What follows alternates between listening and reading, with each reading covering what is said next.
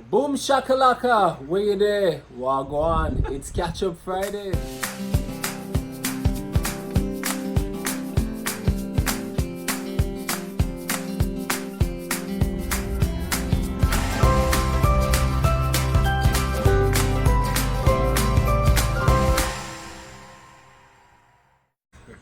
Okay guys, so today we have with us a couple friends. No, actually it's not a couple friends, it's a friend who's a couple.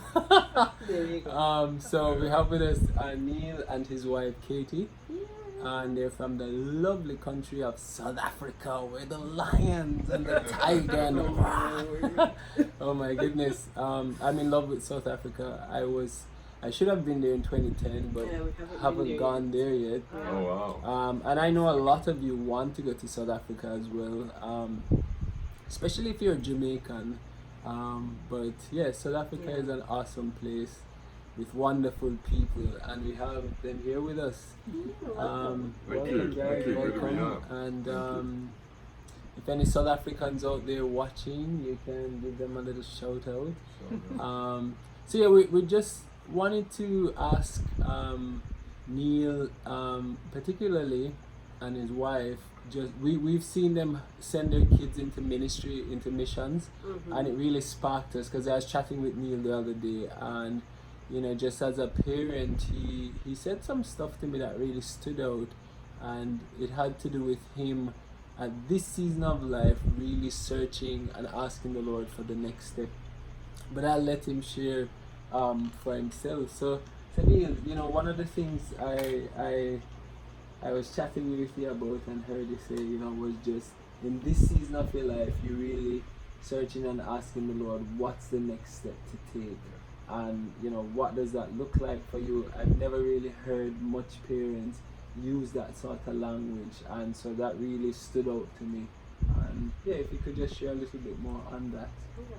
Yeah, sure. I mean, we're here for a few weeks, which is a real huge opportunity to be with our girls. So I'm on the mission here, and it was an unusual time of just being a human being and not a human doing for 3 months. That was it, and I turned 60 on 2 days ago.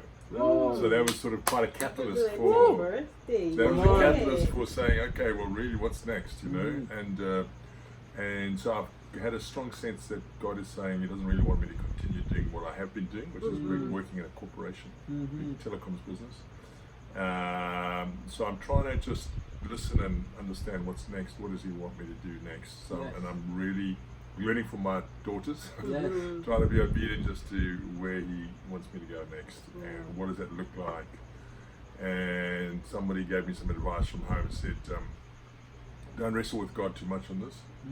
Just be and soak in Him, lean into Him, and He'll reveal it in His own timing. But so I'm excited about hearing about what that's going to be. Yes. But I'm not sure what it's going to be. So I'm just hoping He'll make it clear. Nice. Yeah. But so that's where we're at. What was the process of your daughters, I guess, going ahead of you guys? Definitely going ahead. Definitely going ahead. Yeah. And you can give your perspective as well. Yeah. So what was that process like, and how did that eventually draw you guys into this place? So our youngest daughter, when she was in the final year of high school, when she was 17, she wrote an English essay about what she wanted to do, which I only discovered a few months ago.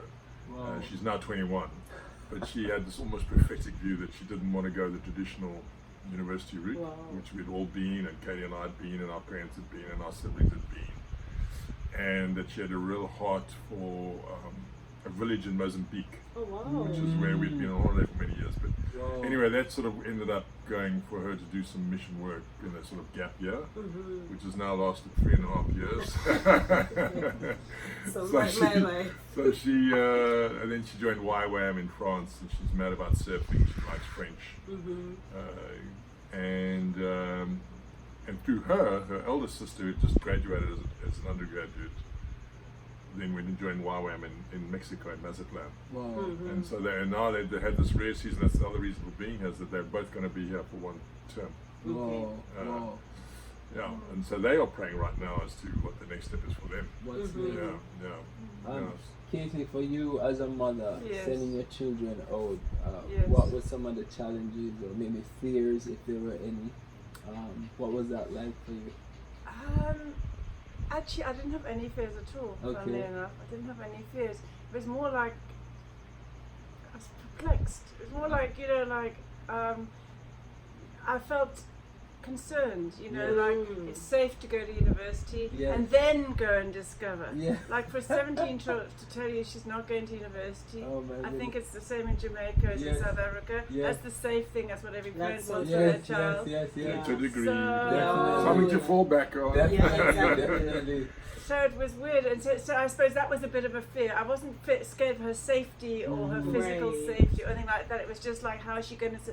One of the parental things seems to be How do you- that you've got to help your child become an independent, self-supporting Exactly. person, Yes. and like if so that when you die, Yeah. they can self-support. So Exactly. that's quite a scary Of thing. course, yes. But we've realised that actually nothing in life is actually So, reliable anyway. yeah. So if someone's really got a passion and that's what they really want to do, if hopefully God will support them. Whoa, And whoa. if it's not what they're meant to do, God Yes. will it won't happen and they'll find something else. But Yeah. actually, Right. but that's been a process. Yeah, it has been Yeah. a process. Yeah. And This Wow. is like, what, 3 years in? yeah, Three and a yeah, half she's years 3.5 in. years in. Now that's Yeah. good English understatement. Katie grew up in England. Yeah. So she's got a quintessentially English understatement. The process. It's been a paradigm shift. Oh boy. Yeah, it's been a paradigm shift. Yeah. Yeah. It's been Yeah, yeah. So Do you think you guys are over the shift? Yeah. Okay. yeah. I don't know. I We've think never we seen are. our girls happier.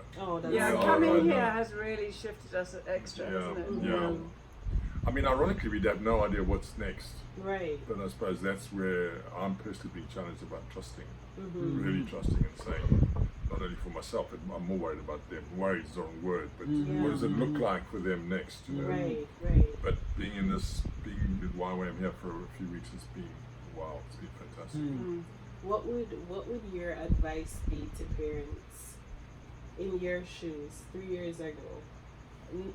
From this perspective, 3.5 years after, Mhm. what Yeah. would you say to yourself 3.5 years ago when your daughter came to you and said that to you?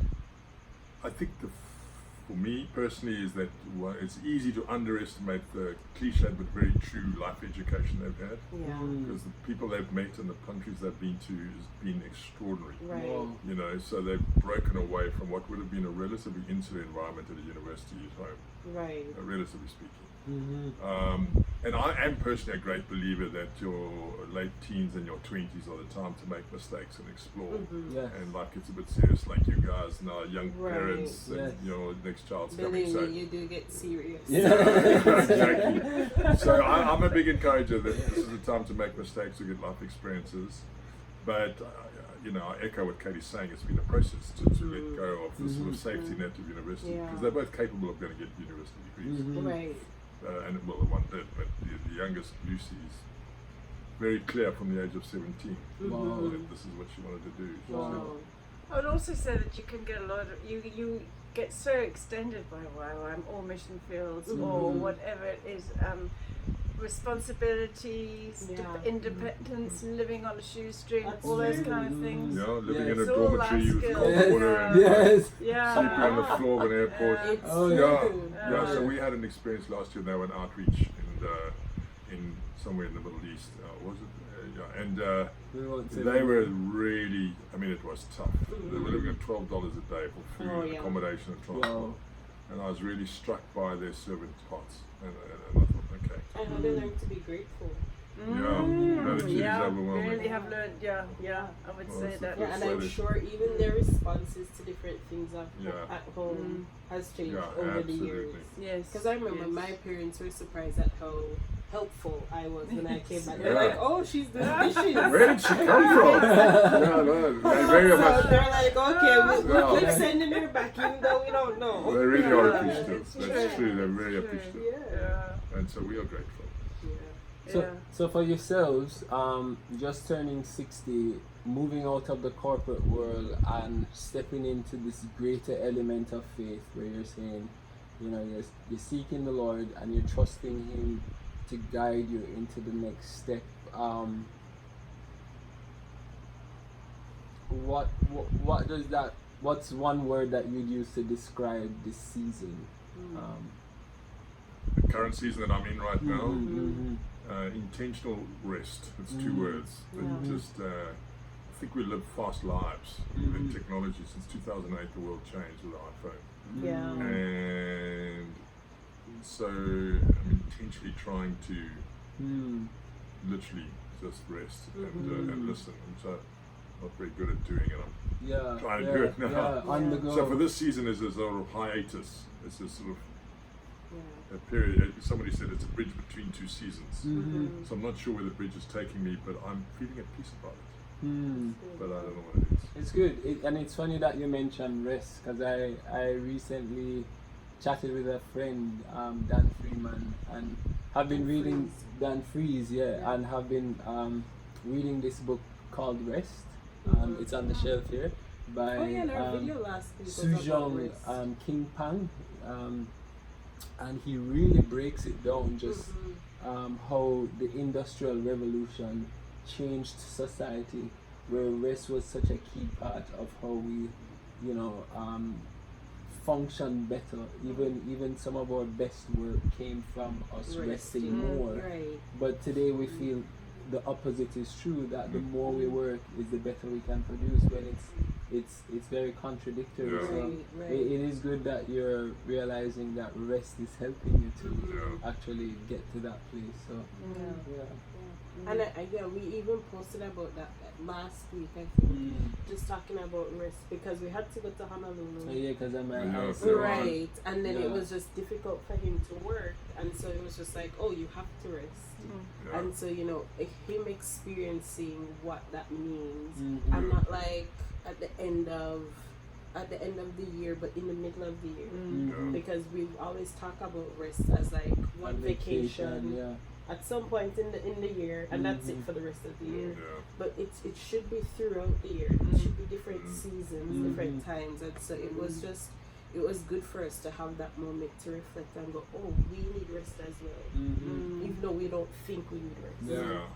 We met a couple who we knew before, but we reconnected with them in Hawaii 2 weeks ago in Oahu Island, and they have started recently doing a Sabbath every Saturday, and they don't do anything. They don't get in the car. Their whole week is preparing for the Sabbath and resting. It sounds like it's amazing. They don't go near technology. They have a meal the night before. They invite neighbors or whatever, or just have family, and their whole week is geared towards the seventh day. So good, so good. I know we actually do follow another couple like that in Oahu. Yes. Okay. Yeah, and we're kind of slowly working our way there. Trying to see how we get there as well. Yeah. But we recognize it's something that we do have to intentionally look at. And try to bring it into our lives, because it's true, with technology you are so glued to your phone. You're so glued to the notifications. Ping. You're like, okay, I need to. So you're so glued to it, and it's just like, let's be in this moment. There's so many moments that we're missing because we just are present. John Ortberg is a writer from a church in San Francisco, and he's written some great books, like If You Want to Walk on Water, You've Got to Get Out of the Boat. He's just, anyway, he talks about Dallas Willard and going to see Dallas Willard and asking him about how to improve his spiritual life, deepen his spiritual life. And Dallas Willard says, so he's got his pen and paper, and he says, so Dallas Willard says, ruthlessly eliminate busyness from your life. So he writes it down, and then he says to Dallas Willard, okay, well, what else? So Dallas Willard says, no, nothing else. Wow. That was it. Okay. Wow. Well, that was really sort of quite profound in its simplicity. Nice. Deep in the silence. Wow. That's good, Well, thank you guys for sharing. Thank you for having us. It's been great to meet you guys. Well, guys, I hope a little bit of what they shared was impactful to you, and hopefully you learned a thing or two.